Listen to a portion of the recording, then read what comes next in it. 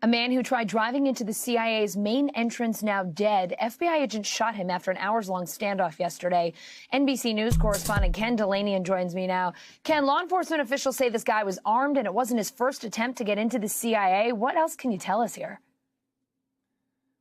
Yeah, that's right, Allison. His name has been given to us as Roy Gordon Cole, and we are told that he was known to the CIA because he had a history of trying to breach their heavily guarded main gate there in Langley, Virginia. And what officials have told us is that yesterday he drove in there, tried to get through the gate, which you cannot do. I've been through that gate several times. It's very heavily fortified. The CIA guard force stopped him, and then a standoff ensued. And we're told that he was saying that he had a bomb. But the FBI was brought in and they were negotiating with him. And then at some point they decided to push his vehicle out of the way for reasons that are not clear, according to our sources. And shortly after that, he emerged from the vehicle brandishing a sword. Now, the sword is new information just in the last half hour. And at that point, the FBI shot him and he succumbed to his injuries and died, Allison.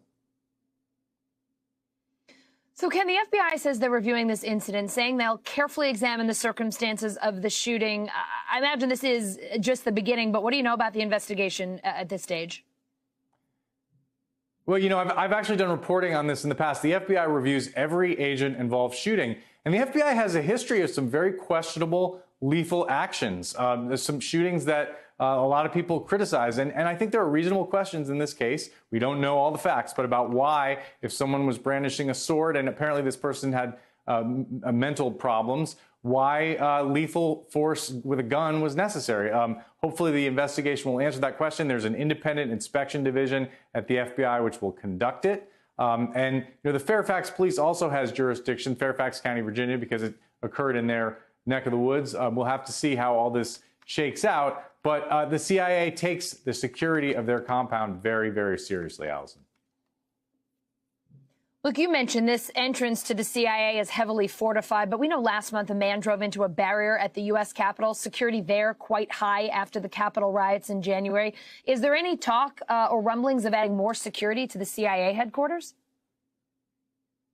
No, only because it's about as secure as it could be, because back in 1993, Allison, a Pakistani national shot and killed 2 CIA officers outside that gate on a main thoroughfare, Route 123, it's called, in Virginia. And he was the subject of a 4-year manhunt. He brought back to the United States, tried, convicted, and executed. So the CIA is super sensitive. Anybody that slows their car down in front of that facility will get a visit. And there are no indications, importantly, Allison, that this incident had any connection to the January 6th insurrection type stuff that we've been seeing, including that assault on the barricade that led to, unfortunately, the death of a Capitol police officer that you mentioned.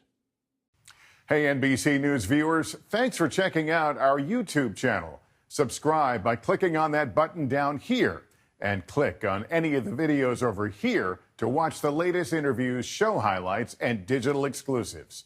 Thanks for watching.